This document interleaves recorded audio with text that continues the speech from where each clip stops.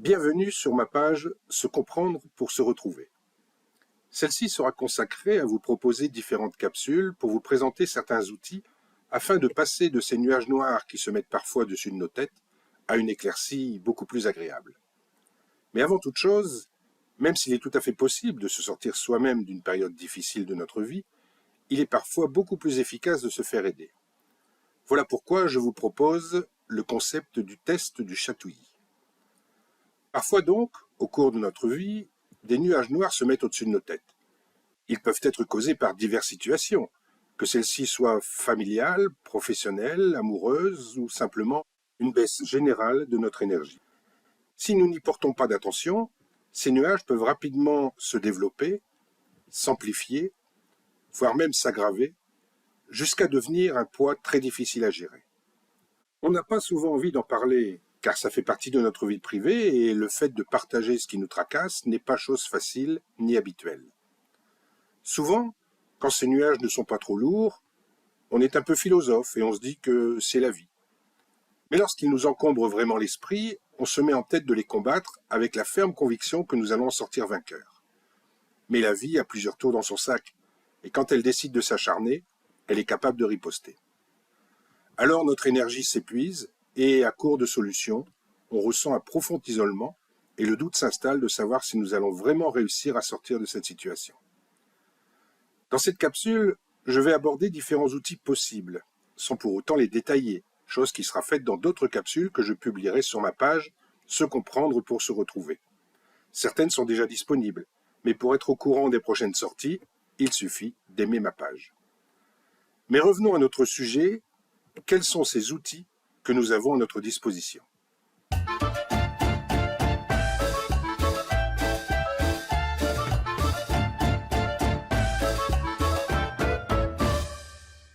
La question serait, ne vaudrait-il mieux pas que je me fasse aider ? Ou plutôt, pourquoi est-il parfois utile de se faire aider ?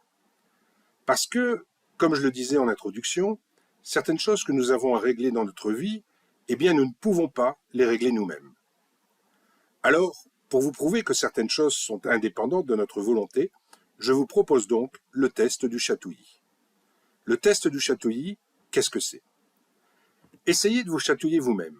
Vous trouverez que vous ne provoquerez quasiment aucune réaction. Par contre, si quelqu'un d'autre vous chatouille au même endroit, là, vous allez réagir. Qu'est-ce que ça veut dire ? Ça veut dire que parfois, pour que l'action soit efficace, elle ne peut être menée que par quelqu'un de l'extérieur. On ne peut pas, nous-mêmes, faire certaines choses qui nous concernent. Donc c'est pour cela qu'il ne faut surtout pas hésiter à en parler. En parler à qui ? La première idée pourrait être d'en parler à un professionnel. Mais parfois, en parler à une personne proche, à un ami, à quelqu'un en qui on a confiance, peut permettre d'alléger certaines choses. Il ne faut jamais négliger ce qu'une personne peut nous apporter. Peut-être, de par son expérience, possède-t-elle des outils efficaces. Quels seraient ces outils ? Pour en lister quelques-uns, il y a par exemple de structurer son parcours en 4 étapes. Et ça, c'est une chose qu'il ne faut pas négliger, car bien souvent, sans s'en rendre compte, on entame une démarche sur nous-mêmes à la dernière étape en négligeant totalement les 3 premières. Il y a aussi la technique de changer nos habitudes, de sortir de notre routine. Ceci peut changer énormément de choses dans notre vie, car une petite chose, plus une petite chose, plus une petite chose, peut engendrer de grands changements et nous faire découvrir de belles choses. Il y a la technique d'inverser le problème du choix, ou alors de changer notre axe de préoccupation. Vers quoi va-t-on diriger notre attention ?